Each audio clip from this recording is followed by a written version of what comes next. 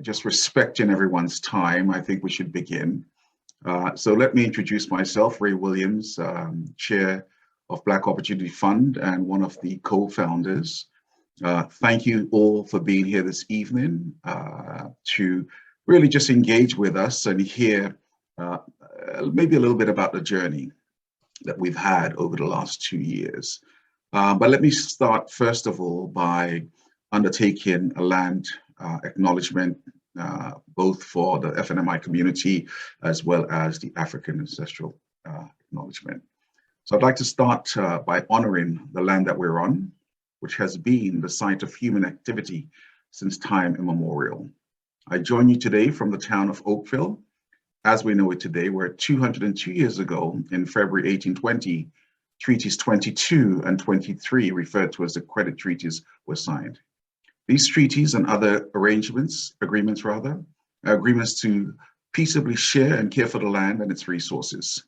I acknowledge the breach of trust rooted in the acquisition of land noted within the credit treaties, which resulted in the ongoing systemic injustices that impact the Mississaugas of the Credit First Nations until today.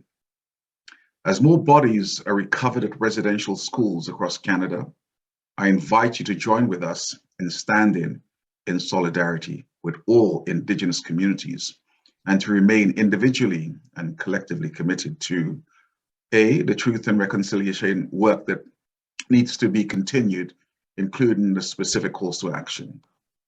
Honoring and respecting all the generations of people who have been stewards of this land for thousands of years, and to listening to the experience and amplifying the voices of Indigenous peoples. We're all treaty people. Many of us have come here as settlers, immigrants in this generations or generations past. I would like to also acknowledge those of us who came here forcibly, particularly as a result of the transatlantic slave trade. Therefore, I honor and pay tribute to the ancestors of African origin and descent. Thank you. So here we are. Really, we're all here to hear about what's been going on with Black Opportunity Fund, and it has been a busy time with our volunteers, with our board members, with our executive director leading the charge. Lots going on, and it's always good to keep folks informed about what's taking place, especially where there is interest. So celebrating 2 years of existence today, we're very proud of much, if not all, that has taken place so far, the work that has been done. Just by way of some bullet point highlights, some even today reflecting the ongoing situation. We have a partnership with Sick Kids and Walmart to support treatment for children and families facing sickle cell disease. As we all know, this is something that is rather particular to Black communities. We continue with our partnership with the UBC, University of British Columbia, Beyond Tomorrow Scholarship Program, which will see a new cohort of brilliant Black students from across Canada starting this September. 25 Black-led not-for-profits and charities from across Canada received grants from BOF this year through our TD-funded Education and Health Grants Program. And I'm very much aware of some of the board members, such as led by Donna Woolwin and Eleanor McIntosh, who did amazing work with volunteers from right across the country. Another piece is through a donation from CIBC, BOF, in collaboration with the Canadian Black Chamber of Commerce, is providing critical wraparound supports and non-repayable funding for Black entrepreneurs who have been denied lending by traditional Canadian financial institutions. This is really very important as it speaks to how we're engaging, how we're listening, and the impact that we are trying to create along the way. Last year, we provided grants to 55 innovative Black-led businesses from across Canada in partnership with Pitch Better, with funding support from the Coalition of Innovation Leaders Against Racism, more commonly known as CELA, as well as Facebook Canada. Again, important things in terms of the various stages that we are engaging in as we undertake and continue our journey. Through the work of our health working group, we collaborated on important Black Canadian vaccine confidence report with Innovative Research Group and the African Canadian Civic Engagement Council. We also led a successful information education and access project on vaccine confidence for Black Anglophones and Francophone Canadians in Quebec, working with Black community organizations and public health agencies in Montreal and Laval. So this was really super important from where I sit, because we know and understand and appreciate that there are many from within our Black communities that have had hesitancy on aspects of this. And so to be able to undertake and create a situation that represents a slightly different take, or certainly give people information that allows them to feel more confident about undertaking the vaccine, was very important. In 2021, within our first year, we received the historic $10 million commitment from TD Bank Group. Simply outstanding. This was the largest ever investment in a Black-led community organization by any Canadian financial institution.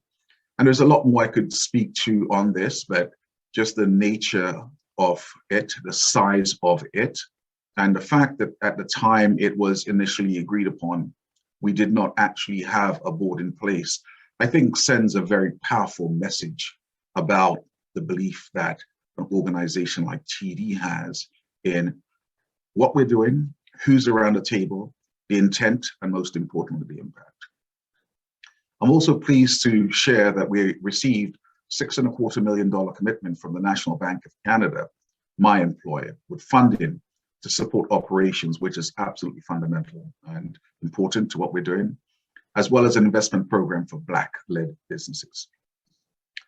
So as you can tell here, there's a lot going on. This is just really, I would say, highlights more so than anything else. What I will say before I pass this on, however, is that we are operating at the speed of trust. And that trust is reflected in how we engage our community, how we listen and be informed by our community. For the simple reason, we back Black. With that, I'll stop here and pass it on to Craig to take it to the next step. Thank you, Mr. Chair, for those great words, and thank you for setting up the foundation for this. I am, when I look back, and I've been here as part of the organization for just over a year, but many of you were working in the trenches in setting up the foundation for this. 2 years and more before that, before the George Floyd awakening. The George Floyd awakening was kind of the pivot point which spurred the speed of action. But the program itself certainly was the genesis of this went back long before that. So I'm grateful for those who helped set up the foundation. And I came into the organization with many planes in the air circling around, and coming into play the role as an air traffic controller and seeing which planes need to take off, which ones need to land, who's got low fuel, and then who needs a flight path. And tremendous to see the work and what we've done in the 2 years. I want to talk about that piece that you mentioned there, Mr. Chair, the focus on community collaboration, that we are a registered charitable organization that is community built. It is community led. We built the boat. We're the crew, and we're sailing it. This is just the pride, seeing as you mentioned all the time, Mr. Chair, the excellence in the room, which was a term penned by one of the founders, Michael Carter, near and dear to the organization, who's recently passed. And I just want to talk about just the vision of where we are and where we continue to grow. And then the other big piece of that, before I close off and move in, is our focus on collaboration. And what you're going to see here today is a lot of those collaborative partners. Because one of the things we do is we recognize that the challenges we are facing as a Black community and Black communities due to systemic racism no one organization can fix. It is going to take a whole community approach, and we see ourselves almost as a system, an orchestrator, then bringing people together, identifying initiatives, partners, bringing resources, support, by identifying organizations who are working in the space and bringing them together. So it gives us great pleasure to announce one such collaboration, which has grown over the last little while. A couple of weeks ago, we announced our partnership on World Sickle Cell Day with Sick Kids Foundation on the debilitating disease of sickle cell disease. And we are pleased today we had a major announcement that Walmart Canada has come on board with a generous commitment. So we are going to hear now from two of our from our partners. So one of the co-chairs of Black Opportunity Fund's Health Working Group, Dr. Atu Sechiotu, and we will be hearing from Dr. Isaac Odame from Sick Kids Hospital, as well as Ingrid Wilson from Walmart Canada. So I want to turn it over first to introduce Dr. Isaac Odame. Hi, my name is Isaac Odame. I'm a pediatric hematologist and co-lead of the sickle cell program at Sick Kids. And I'm the medical director of the Global Sickle Cell Disease Network.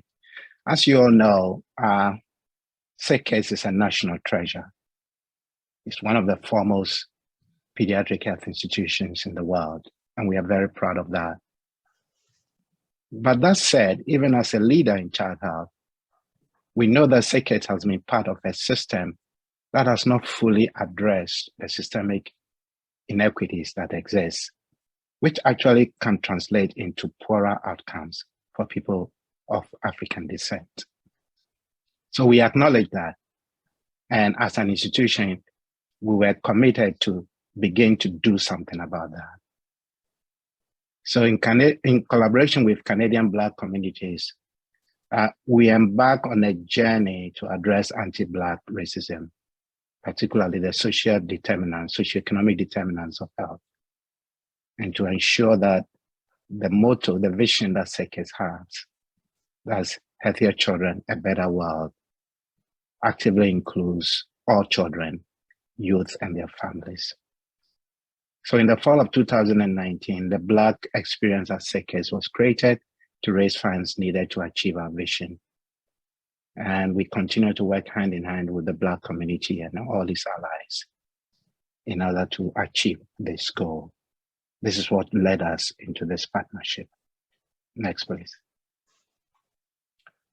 So if you're going to talk about a disease that epitomizes social determinants of health, sickle cell disease is a perfect example.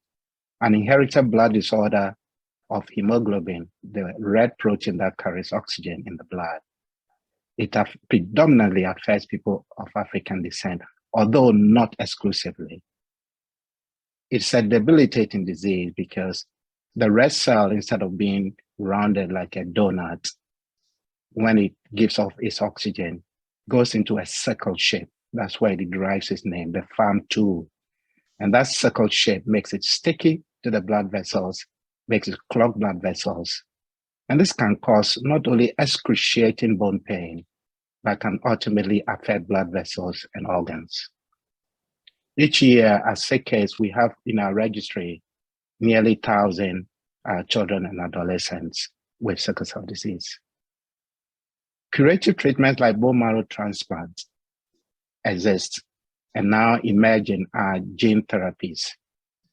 But with all this, it lacks, sickle cell disease lacks the philanthropic investment that it deserves over the years if you compare with other inherited blood disorders. And here I want to say that when you look at Ontario's newborn screening program, sickle cell disease is the commonest disease that is detected through newborn screening. Over to you, Ato. Thank you, Dr. Donnie, and I appreciate you taking the time today to spend time with BOF, and certainly I don't treat children with sickle cell disease, but I treat adults. I do operate as an orthopedic surgeon in Brampton on folks who have the complications of sickle cell disease. So I think this is really a natural partnership between BOF and Sick Kids. We're both BOF and Sick Kids share a similar goal in supporting the well-being of Black communities in Canada. And as we mentioned on June 19th, World Sickle Cell Day, we are working together to help change the health outcomes of children with sickle cell disease across Canada in a meaningful way. And so BOF committed to raising funds to support two very important initiatives in partnership with Sick Kids. And the first is a capsule shredder. This is an in-house Sick Kids developed technology to make sickle cell disease medication easier and safer to deliver at home. And we plan to distribute this free of charge to 13 children's hospitals across Canada over the next 5 years. The second initiative is a BOF Sickle Cell Disease Patient Amenities Fund. Again, that'll sit at Sick Kids Hospital to support patients and families with expected expenses such as transportation, accommodation, and medications that are not covered by the public funds for hundreds of families. So as Craig has mentioned, BOF's mandate is to raise and mobilize funds from businesses, philanthropic sources, government sources, and private organizations to improve the social and economic well-being of Canada's Black communities. So we just feel that this partnership with Sick Kids to combat sickle cell disease is a natural fit. And I just want to finally announce today again, you've heard that Walmart Canada has joined this partnership with a generous donation to Black Opportunity Fund to establish these critically needed programs. So thank you once again, Walmart Canada. Hello, everyone. My name is Ingrid Wilson, and in my role as head of cultural diversity, equity, and inclusion for Walmart Canada, one of our pillars specifically to the Black community is I'd like to call it health equity, but I'm going to state that it's a health inequity. We know that societal and financial needs surrounding this community often prevents access to appropriate health care and the stigma to put our hands up to say that we need assistance. So our grants under this pillar are very intentional, very specific to research and helping that community, especially the youth and children in the community who are our futures, and to the families around them that need those financial and societal supports. So a few months ago, it's been a while, this discussion started about how the pandemic had actually highlighted the health inequities that we knew existed. And we started having a conversation with Black Opportunity Fund. Walmart Canada has an existing partnership with Sick Kids through one of our charities, which is the Children's Miracle Network. So we'd already been familiar with Sick Kids. But, growing up as a child, as a Black person, the understanding of sickle cell, I have to tell you, until a couple of weeks ago, until Dr. Dami started really explaining it, I was on the edge because there is an absolute lack of awareness about the detrimental impact of this disease. So it is so very, very important that this research moves forward. And this is why we've joined this journey today. So for us, it is very important to make change and drive systemic change. And the only way to do that is to do it together. Otherwise, we will not rise together. So thank you for allowing us to join you on this journey. And who am I handing over to? Is it Ray? You know what? I will jump. I'm ready to jump in, but I do want to turn it over to Ray, because I know how meaningful, in particular, this partnership and the impact has been, and I do want to turn it over to Ray to say a few words on it and just what this means, having come from the genesis of this. So what I will share is that the sickle trait is one of those things that, as you've heard, impacts primarily Black communities, some Mediterranean communities, and it's something that I have been aware of. I remember very clearly, for instance, my wife and I having to get checked for that sickle trait many years ago, because, what are the possibilities based on how it might impact any children that we have. And we're both free of the overall situation. But the bottom line is that what is happening here and the support that we're receiving from Walmart is amazing, it's extraordinary, and it's wonderful, because what it does, it supports something very specific to our community. And so we cannot really stress enough how helpful this is, based on the work that Dr. Adame is doing and the folks over at Sick Kids. The relationship and the outcome from this, super, super important. So, from the bottom of our hearts, we thank Walmart Canada for this engagement, for this support, for this very, very important initiative. Excellent. Thank you again to Walmart Canada, to Ingrid and her team, to Dr. Adame, the team at Sick Kids, for the work that you do. As you can see on the screen, there is an opportunity for community to get involved. Go to the donation page on Black Opportunity Fund, and feel free to donate specifically to this cause, to be able to continue and expand the work that we're doing with Sick Kids. One of the other pieces that we are really looking to champion, and I'm going to flip it back to you, Atu, to talk about this, is working with Sick Kids, working with Walmart, and working with our Black Opportunity Fund Health Working Group on an education and awareness campaign, with a goal of getting Black Canadians to get screened and to know your sickle cell status. Atu, I want to turn it over to you for the final words here to wrap up on this section. Thank you, Craig. And Ingrid mentioned that she's learned a lot. I think we've all learned a lot through this process, but same as with Ray, my wife and I had to get our testing done because we both have the trait.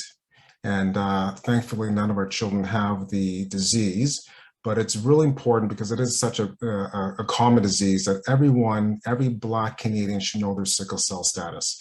And so I think with the relationship here, the partnership that we developed here with Walmart, with Sick Kids, with BOF, 3 excellent brands, that we can raise that awareness so that every Black Canadian has an opportunity to learn his or her sickle cell status. And on the front end as well, I think it's really important, a great opportunity for corporate partners to help to donate for research, okay? Because the folks like Dr. Dame's Sick Kids are doing very important work for decades, and we need to further that research to improve and demonstrate that we have curative options for sickle cell in the future. Thank you all. And now I want to turn it over on to the next part of our presentation, which will be talking about our recent health and education grants program, our first grant program for Black-led, Black-serving not-for-profits and charities, which focused on 2 of Black Opportunity Fund's pillars, health and education, with funding support from TD. So we're very pleased that this is part of the commitment that TD has, is looking at various pillars of the organization. There's funding for the entrepreneurial focus, there's funding for the not-for-profits and charities as well. Unfortunately, and Ray mentioned our vice chair, Donna Walwyn, who is the chair of our grants committee, and she and Eleanor McIntosh from our board, just the tremendous leadership and work that they did, as well as our entire grants committee, as well as our team of dedicated adjudicators from across Canada, as well as BOF staff, many of you who are on here with your tireless work, the Cindy Ann Muzunza, Nia, Andrea, and so on, and the tremendous work that you all did in pulling this together.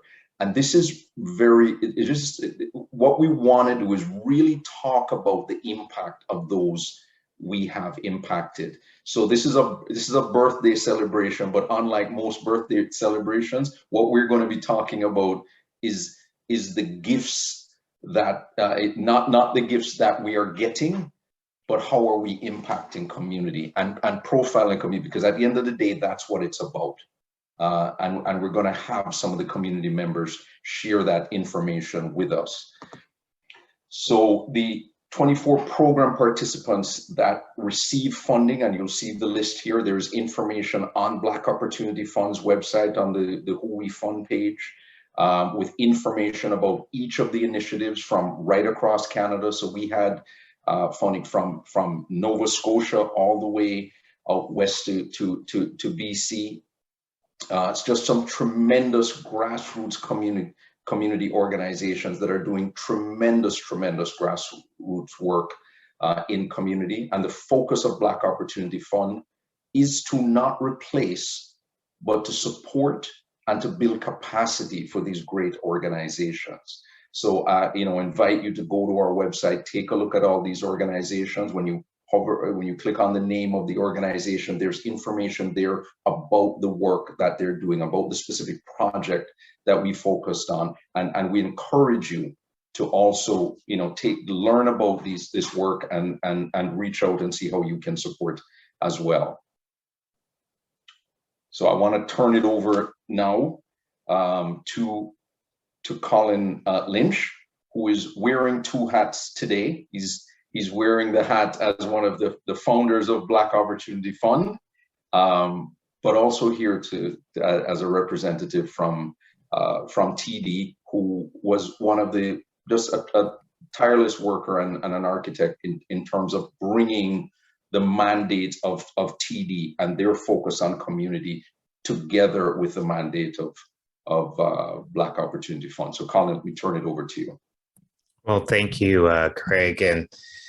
And both you and Ray have said wonderful things about the commitment, and the commitment was substantial $10 million that was made by TD on September 16th, 2021.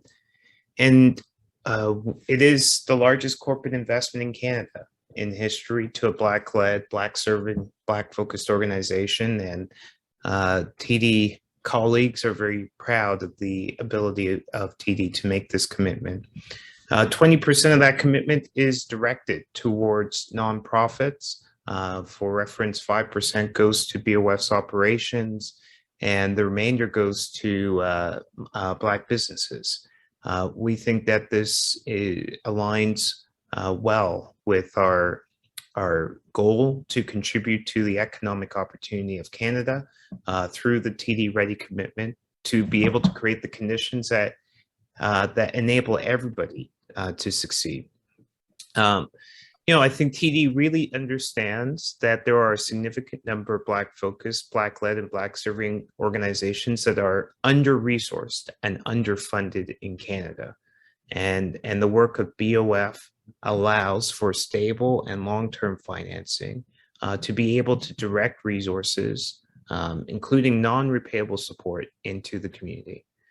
This is incredibly important, and will help create the conditions for success for not just Black communities, but the nation writ large.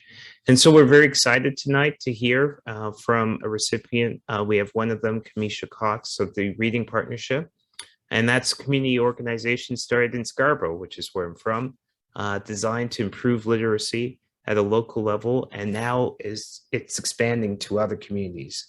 And Kamisha and her organization epitomizes the organizations that we'd like to support, we'd like to do more of. We'd like to build the bank's knowledge of the Black community. We'd like to serve the Black community, both from communities, from charities, nonprofits, but also from businesses. And we're quite excited that we've been able to have this impact through the Black Opportunity Fund. And personally, I've been quite excited to see the success that the Black Opportunity Fund has had over the last couple of years. So that's it for me. I'll turn it back to you, Craig, and very much looking forward to hearing from Kamisha. Yes, on that note, Kamisha, I turn it over to you. Kamisha Cox. Awesome. Thank you very much. And good evening, everyone. I'm Kamisha Cox. I'm the founder of the Reading Partnership, an initiative that started as a passion project 10 years ago and has flourished into a national charity that has helped over 10,000 families and counting. Our vision is to see every child in every community receive the early support they need to learn to write and read and love it. We started this work in East Scarborough, Kingston, Galloway, Orton Park, a place I've called home for over 25 years.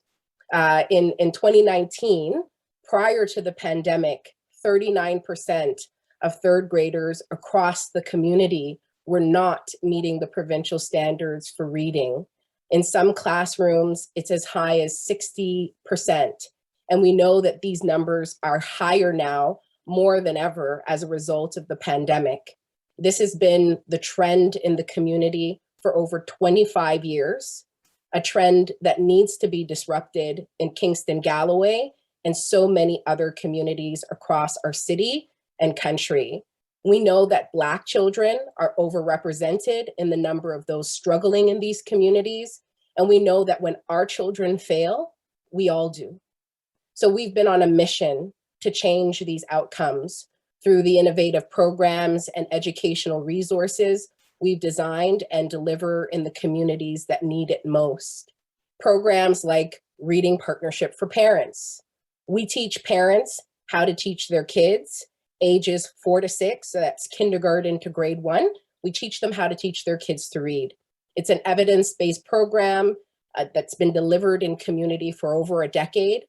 Hundreds of families have been supported and given access to the educational resources needed to jumpstart their child's reading.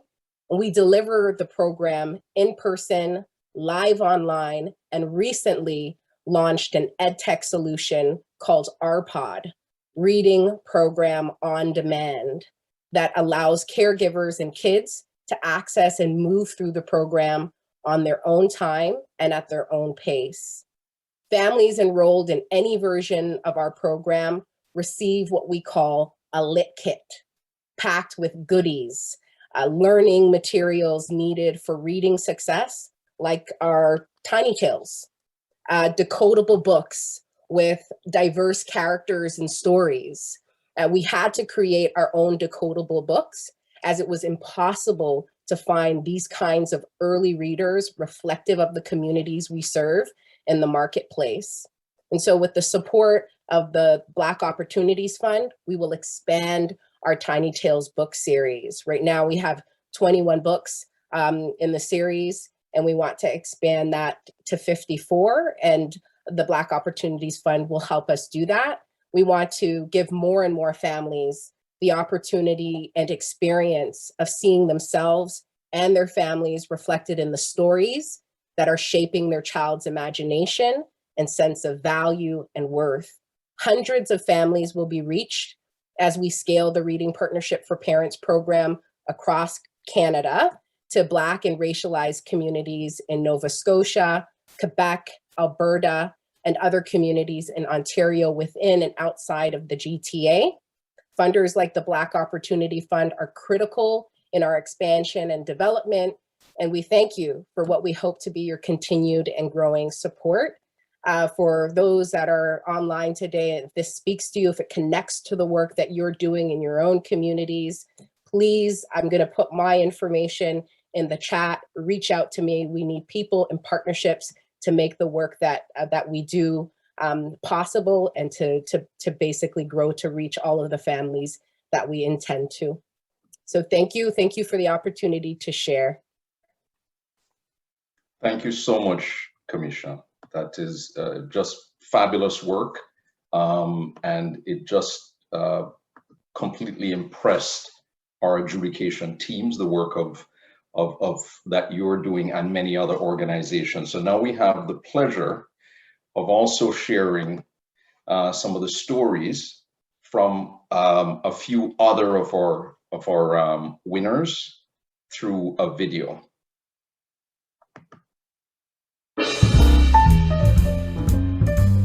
I'm Martina. And I am Angela. We are the co-founders of Hey Black Girl. My name is Chris Thompson. I am the current Executive Director at the Federation of Black Canadians. My name is Antonia Ogundele, and I'm the founder and Executive Director of Ethos Lab Educational Society. My name is Karen Mutable, the Programs Associate with Black Girls Gather.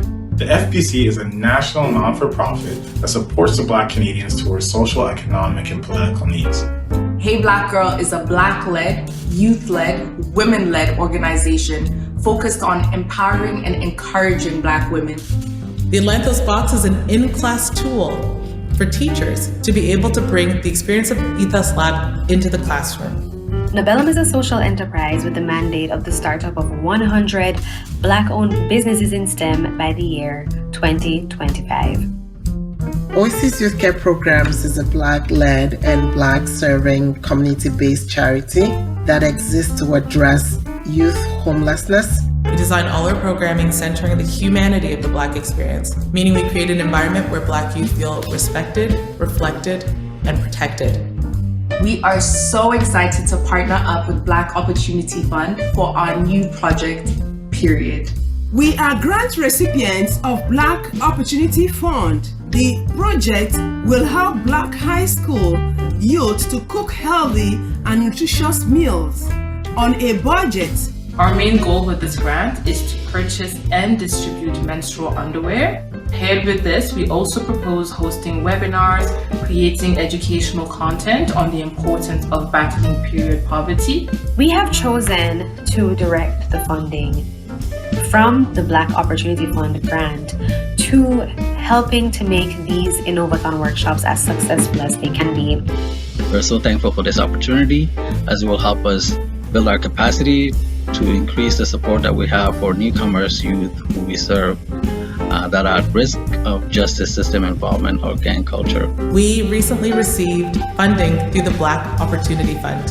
We will be using that to fund our educational programming. This health and education grant is specifically geared towards the graduate to employment pathway. We take on 2 cohorts every year of recent graduates who are unemployed or underemployed and provide them with upskilling training sessions, professional development assessments, and connection to a sponsor. We are choosing to use this money to help support in the education of our community, to learn about and be involved in, and to see the importance of civic engagement. We are very thankful to be recipients of this grant. We're really excited about it. We are so humbled and happy to be one of the recipients of the BOF grant. Thank you so much for believing in Black women and supporting their professional and career growth through this grant. Thank you very much.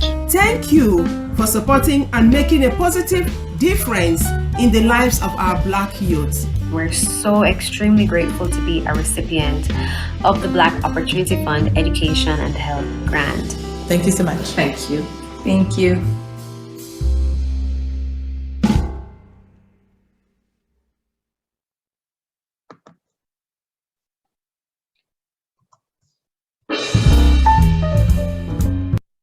I want to take the time before we go on to the next slide. I know many of our board members, this is the first time you're seeing that and seeing the impact of it. And Ray, I just want to turn it over to you and Colin for some quick words here again, just to hear your reaction on that and just seeing again what it's about, who it's about, and seeing your vision come to light.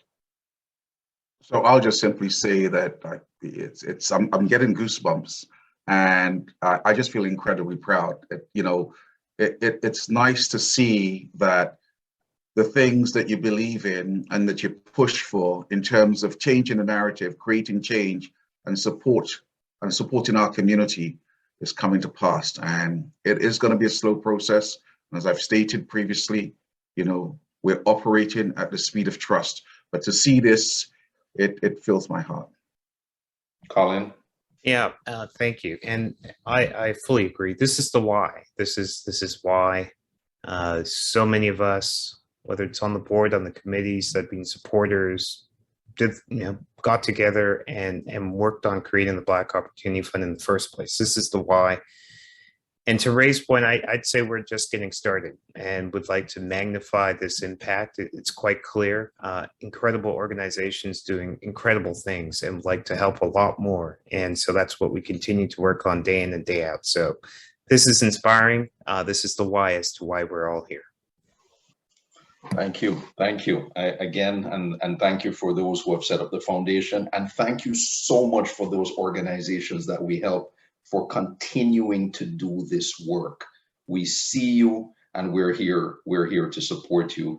And again, I just want to send sincere regrets from our grants committee chair, Donna Walwyn, who was deeply disappointed she isn't able to make it, but she is traveling internationally at this point.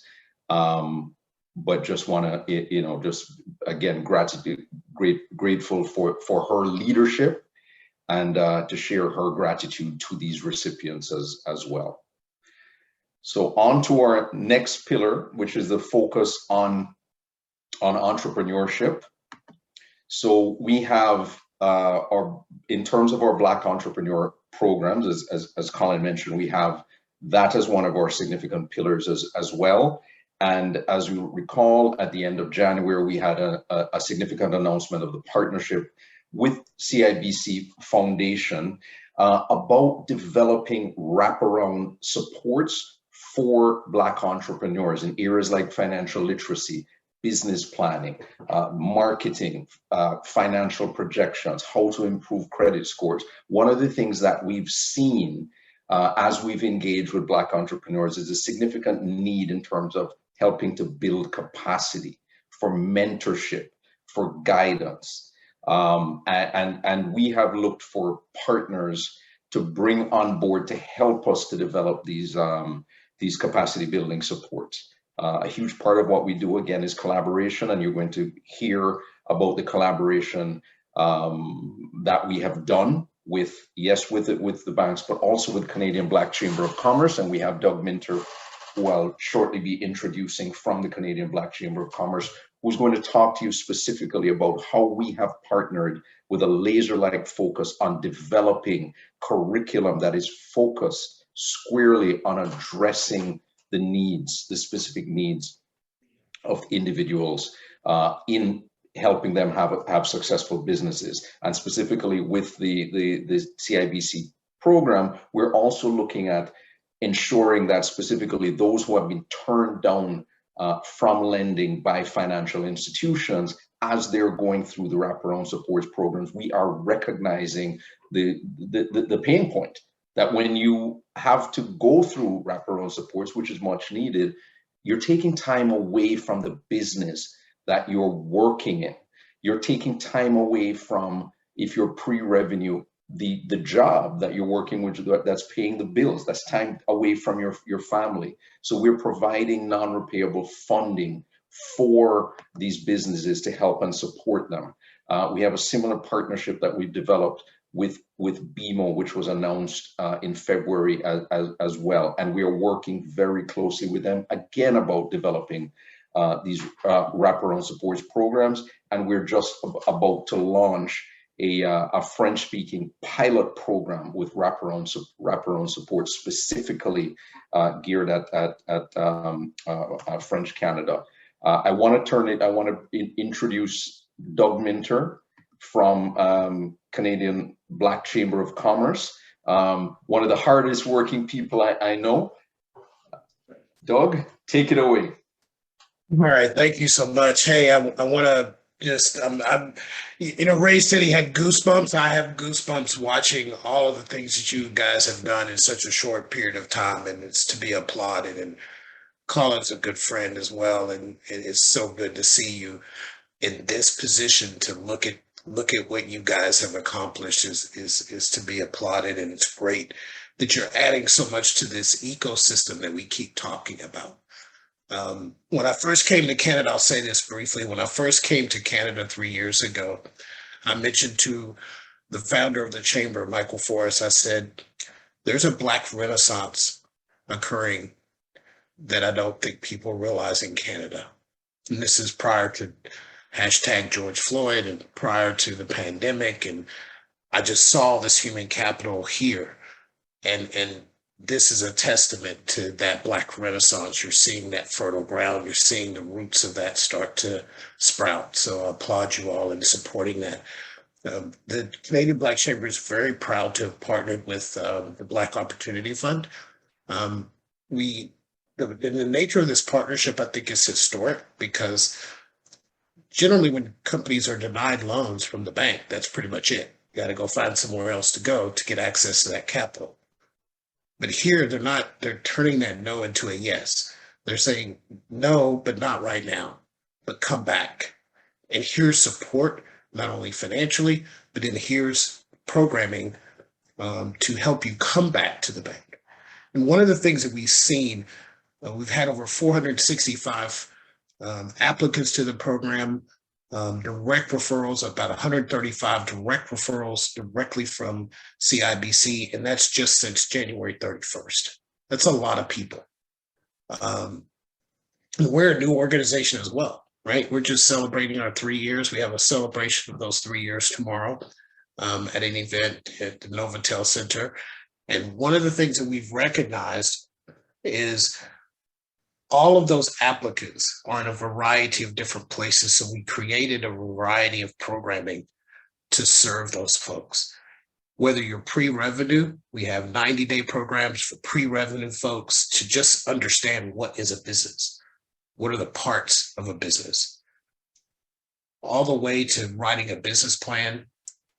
We provide them software that really takes them out of the template game.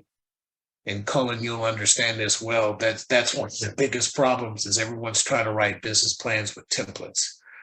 It doesn't work. You can't write a balance sheet, can't create an income statement or cash flow analysis the banks really want. And so we're really doubling down on teaching folks how to create those statements, understand what those statements are. We have 11 advisors throughout the country that are helping and assisting, and we're priming to bring on even more to serve the needs of these companies. So we also have what's called a mastermind program for existing companies to put them in curated groups for 8 to 10 people that meet bi-weekly. And we call it time for them to work on their business instead of in their business. Now, much to what Craig stated before, it's really important they work on the business instead of just in it, to get focused so they can be more efficient. And that's a year-long program. And then we have an advanced program for firms above 100,000. Really the sweet spot's around 250,000. And these people are trying to get to their first million. And so that's a 2-year program. So we created kind of some 5 foundational programs to help people at every different level of your maturity. We thought as a Chamber of Commerce that we needed to have something, a little something for everyone, regardless of your maturity. So it's just kind of a brief overview of the programming. Craig, you want me to elaborate on anything else? Yeah, I think Doug, and thank you for that. And what Doug is outlining is why we've chosen Canadian Black Chamber of Commerce as a partner. That what we have done is we are looking for Black-led organizations who are working together to collaborate with, and we look to reach out. So we're very proud of the partnership that we have with Canadian Black Chamber of Commerce. We're all also at the table. We're talking all the time with Tiffany Callender and Face. You're going to hear as we're developing talk about some of our other initiatives, how we're looking at partners with ACB and other organizations as well. Doug, I'd love if you can just share like a couple of success stories with the program. Absolutely. One of the really cool success stories, a company called Woven Worldwide. They make hand woven baskets, and these baskets they source out of Africa.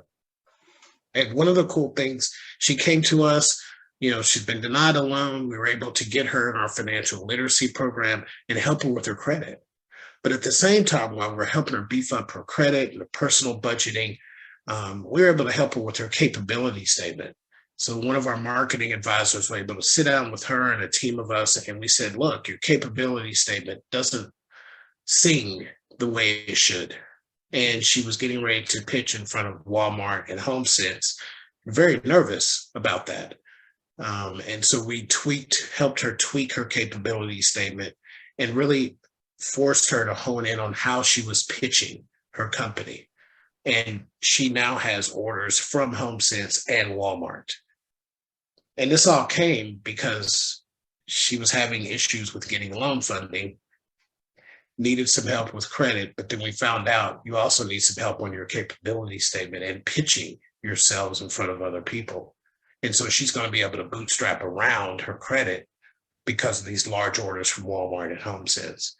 And then she just returned from Paris, where she took that same pitch to Paris in an international convention. And so I think giving people that confidence is something that's made us feel great.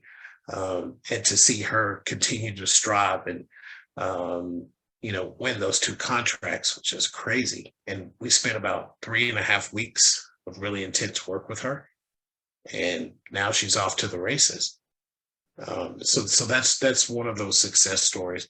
Stush Patties is another success story. Denied by several banks. We are now helping her go back to CIBC. She started out in the pandemic, had a negative burn rate, Colin, when we found her. She's now in 70 stores a year and a half later.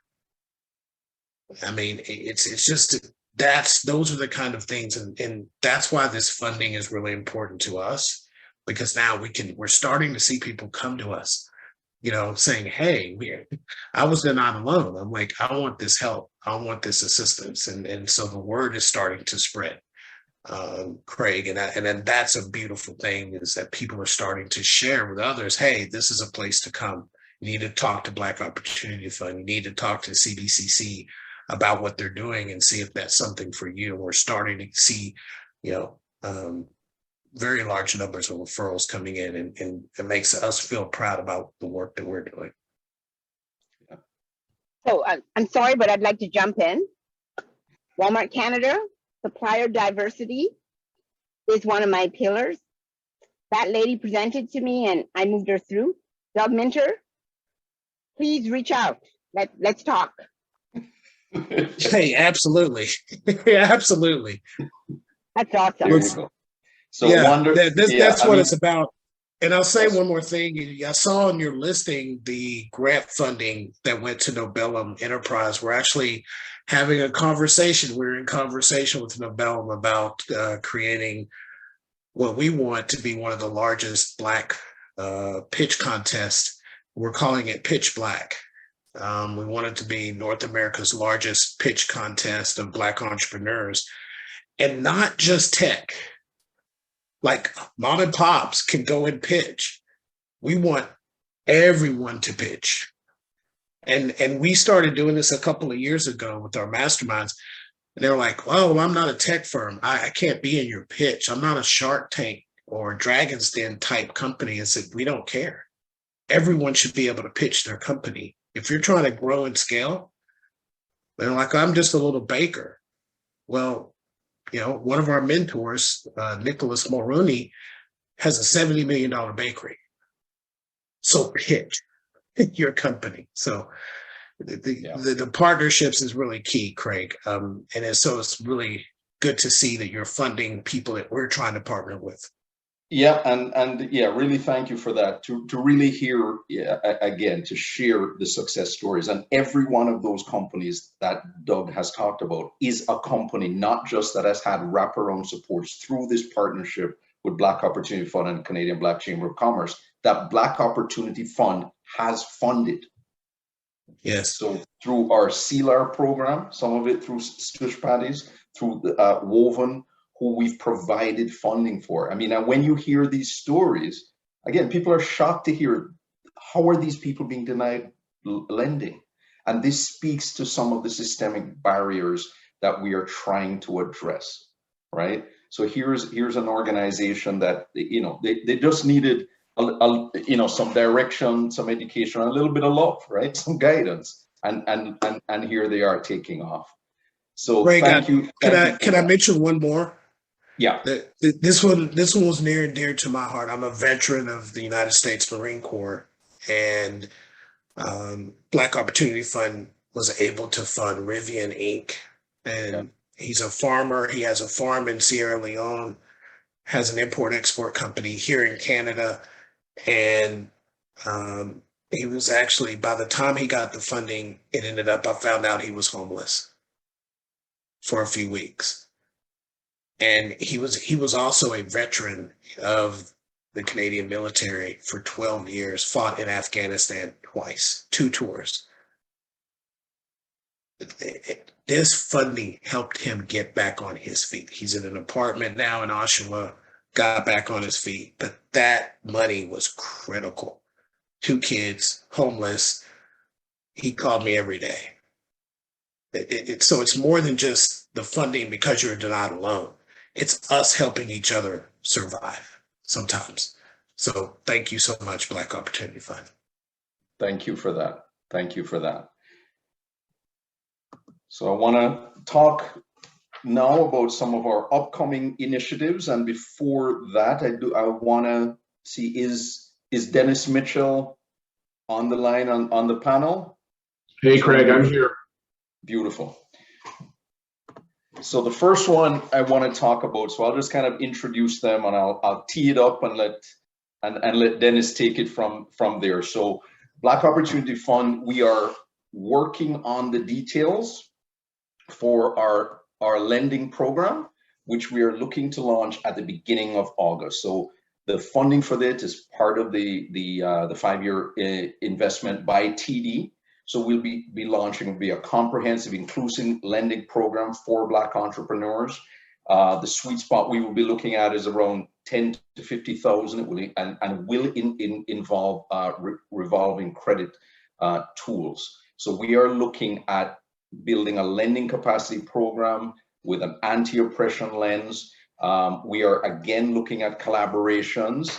As I mentioned before, African Canadian Business Network, Ryan Knight, is an organization that we are pulling in as part of this collaboration as well. We are always looking for collaborative partners that are working in the field. We're not here to reinvent the wheel. We're here to build capacity. We're here to drive funding into the organizations that are doing the work.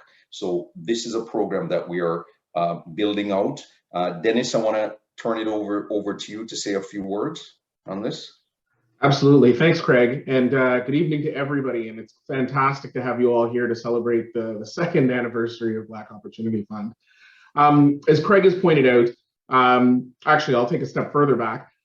In that first year of forming BOF, we had a very large and very successful Black business town hall, where we listened very attentively to the challenges that Black entrepreneurs had faced, accessing loan funding in particular, but all forms of capital, as we'll touch on in a second. But we were very granular in our approach. We didn't settle for, I got rejected, or interest rates were too high. We wanted very specific and granular feedback so that when we designed our own loan program, it would meet those needs and provide the additional support that was identified in that town hall. And we've spent quite a bit of time listening to the community, listening to entrepreneurs, liaising with other financial organizations and other community organizations to finally land on the BOF lending program for Black-led businesses. I won't steal Craig's thunder on a launch date, but the launch date is imminent. And the focus, as you can see from this slide, will be on providing loans in the $10,000 to $50,000 range, which we identified as the sweet spot for lending. And I hope Rustam Southwell is on the line. Rustam is the founding and current CEO of Black Business Initiative out in Halifax. And Rustam has been an invaluable member of BOF from steering committee days to its current board and incarnation. And his fingerprints are all over this lending program, as he's been a phenomenal source of information and guidance on launching this program. BBI has been very, very successful for 2 decades lending to Black entrepreneurs in the Atlantic region.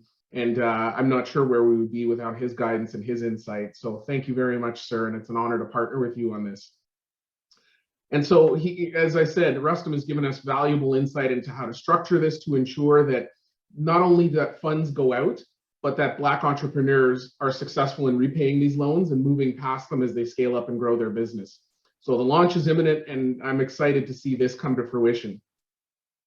The second big program that we have is the investment program. So we talked about getting capital to Black entrepreneurs in the form of loans and other capital.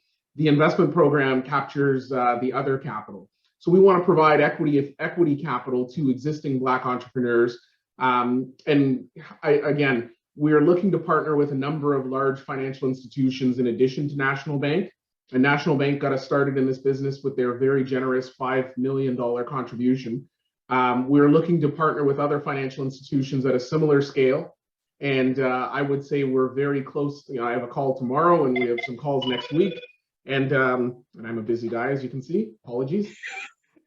The idea is to get a number of financial institutions partnered with us on this, and then to deploy capital, not just ourselves, but also to support the emerging ecosystem that is being built by a number of Black organizations sponsoring VC funds.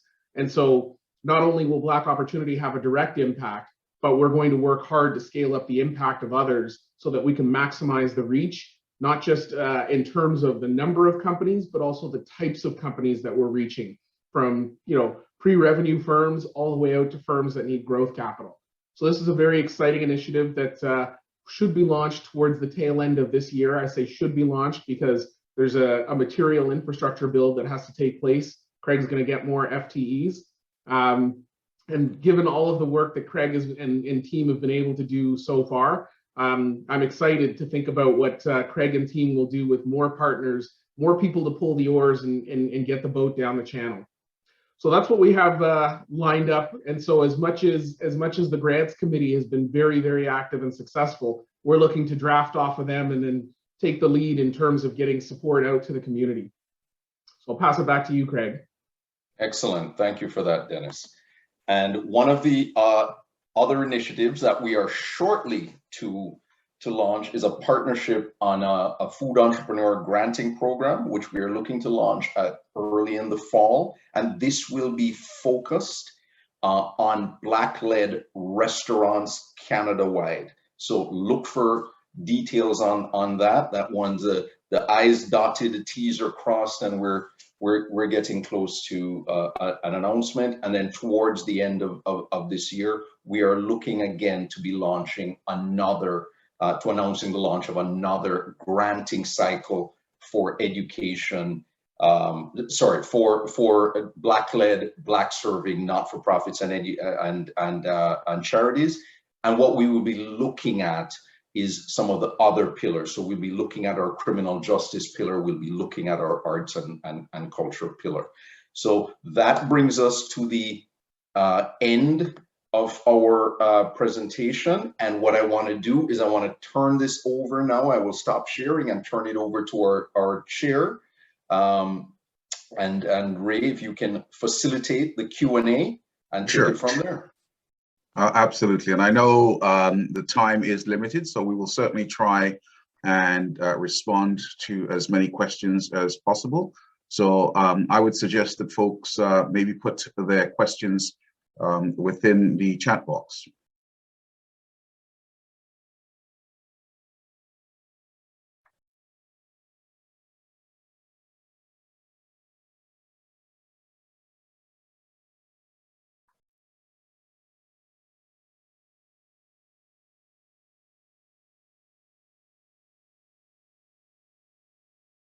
I'm not seeing too.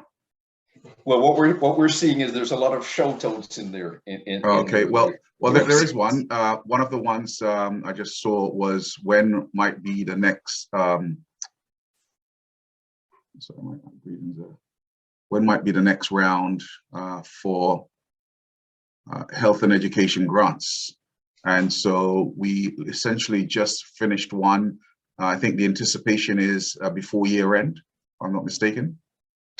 Yes, we should be able to launch the next iteration of a granting program. We are looking for additional partners, funding partners to come along, which will help probably accelerate the timeline for for doing that, because what we did is by launching an education and health focused program this time around, our next granting program will focus on other pillars with, again, into early next year, another education and health program. But we are looking to bring on board partners that will likely advance that. So certainly look for information coming out late fall of this year with regard to that. So make sure you are on our list to get information about all our programs. So there is a question in there with regards pitch black, which I believe Doug Minted mentioned. Doug, might you be kind enough to just provide your contact details so that folks can touch base to talk to you more specifically about that? Absolutely. If you can just stick that in there, that would be very helpful. Has BOF considered getting formal training or certification for the grant adjudicators? From what I understand, most of our grant adjudicators have some form of training or some kind of experience. I don't know necessarily that all of them do, but we have, from what I've seen, a very rigorous process that we've undertaken as it speaks to how we're undertaking that process. And the importance of this cannot be underscored enough. You know, we're working with organizations that will look to us to ensure that how we're doing what we're doing is done with a certain degree of excellence, a certain degree of rigor, and ultimately we are going to be held responsible. We have a duty, a fiduciary duty, and over and above that, more generally speaking, a duty to all our stakeholders. So in the delivery of the granting to our community, and also to ensure that the donors who are supporting us, TD Ready Commitments and the other organizations, can see very clearly, here's how we're undertaking what it is that we're undertaking. But having said that, I'm always very interested to understand and appreciate how we might do better. And so, Craig, that's something that you may want to look into with our vice chair at some point.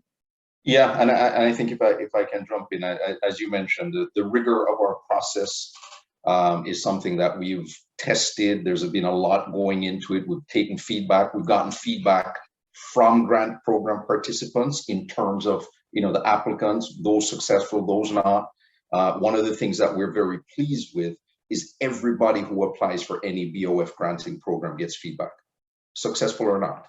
And if they ask for information and feedback, we provide that feedback. You know, it is something that we do that most organizations don't, because our goal is to try to get you successful, you know, to provide you information that you may not be successful this time around, but that you get there. We have orientation sessions for our adjudication committees with education, with you know, going over this, what we're looking for in terms of rubrics. You know, if it's a rating scale, what's a 1, what's a 10, to ensure there's consistency across the various regions. We ensure that we have regional representation.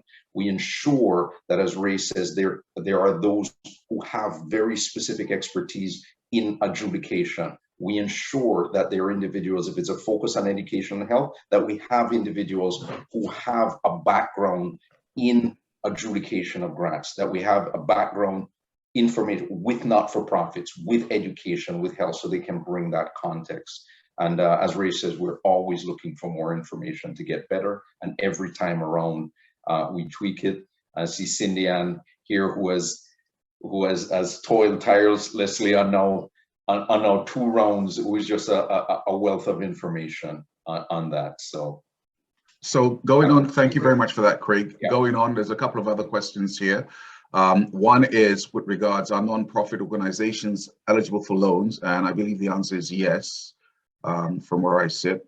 Am I making a terrible statement there, Craig? You sort of looked and you know. Well, it is. I mean, we're talking about incorporated. If you're incorporated companies are able to look at that. I mean, the majority of the focus of our lending program is entrepreneurs. Right. So we are looking at developing a number of new initiatives. The major focus for not-for-profits that we do is driving grants, non-repayable funds to them and providing them resources for that.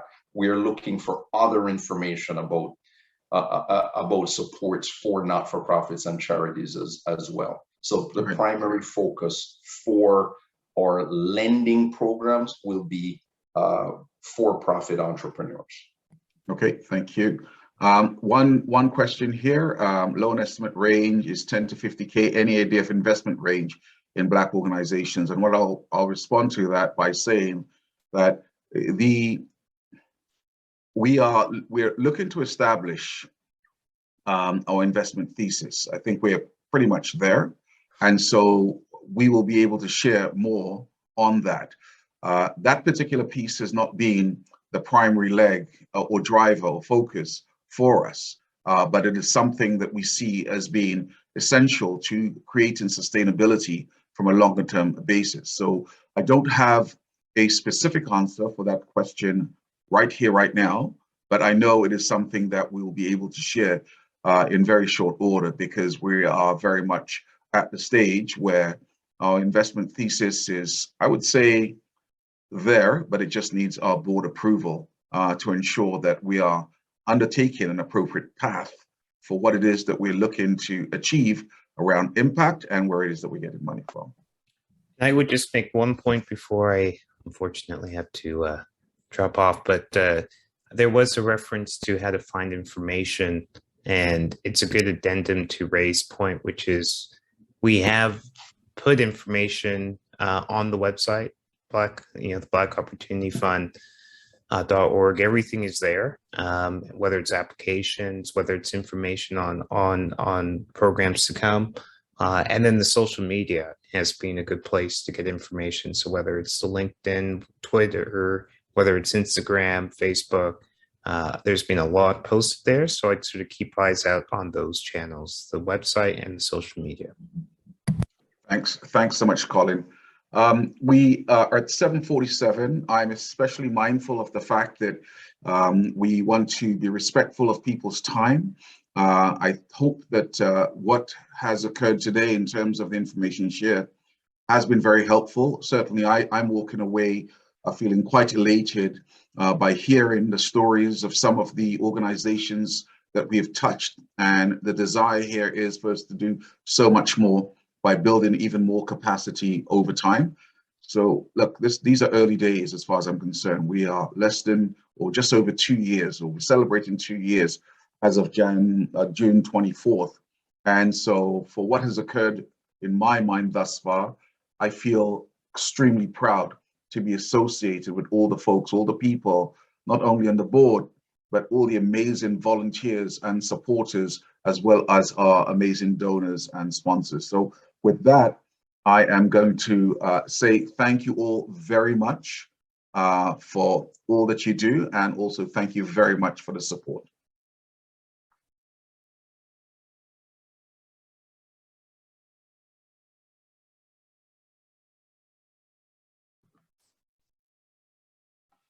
Thank you all. Good evening.